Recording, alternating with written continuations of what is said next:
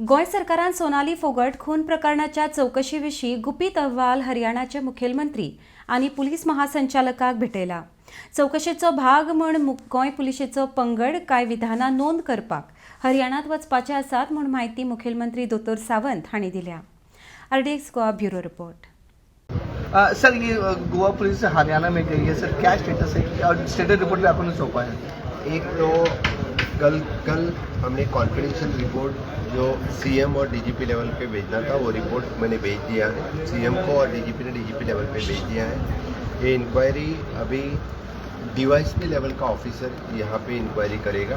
पहले pi level के officer पे थी, और हमारी इन्वेस्टिगेशन टीम आज ऑलरेडी डेप्यूट की है.